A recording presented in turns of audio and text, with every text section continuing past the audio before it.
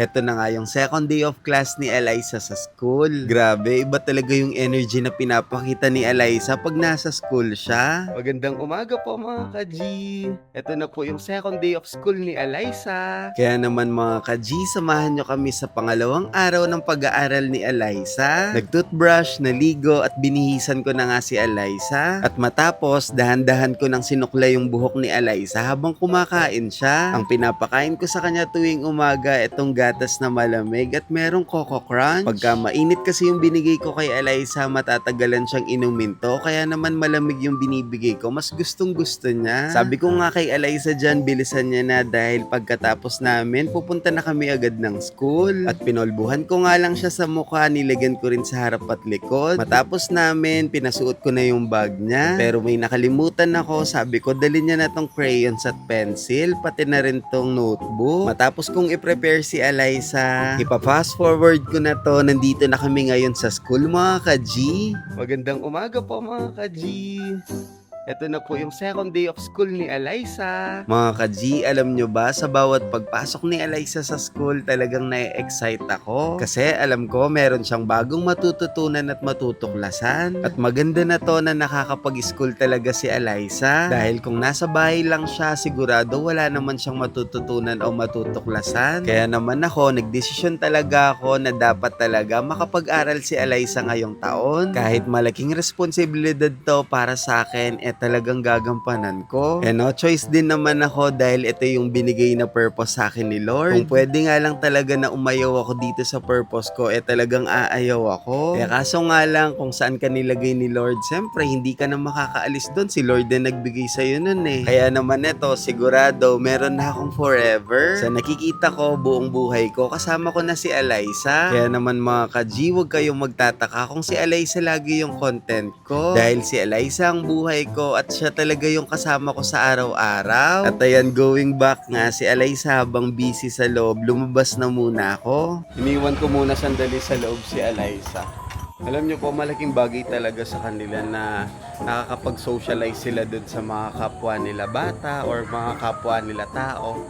Kasi mas dun parang lumalawak yung imagination or yung creativity nila. Treat natin sila ng normal, hindi yung itinitreat natin sila ng kakaiba. Kasi importante sa kanila na dapat matatak sa isip nila na nire-respeto ako, tanggap ako ng mga tao.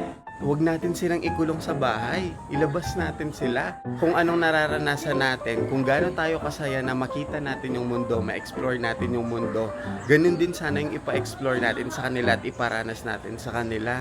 Kasi alam niyo, napakaikli ng buhay, hindi natin alam kung hanggang kailan sila nandito, kung hanggang kailan tayo nandito. Kaya kung ano yung the best na pwede nating maitulong sa kanila kahit na maliit na bagay lang, iparanas natin sa kanila yon, tulad nung kahit na expose lang natin sila, ipasyal natin sila, ayan, makapag-aral sila, makipagsalamuha sila sa ibang tao.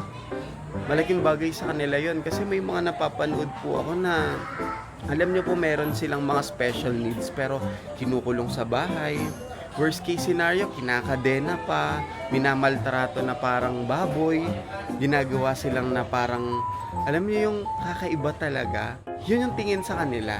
Kaya naawa ko dun sa napanood ko, sabi ko, buti na lang talaga ako meron akong ganitong platform para ma-share ko sa inyo, maibahagi ko sa inyo na sila, tao din sila, may pakiramdam din sila, marunong din silang malungkot at nagiging masaya, nakakaramdam din sila ng saya. Kaya iparamdam natin sa kanila na sobrang tanggap natin sila at mahal na mahal natin sila, niyayakap natin sila kahit anumang meron sila, kung ano man sila.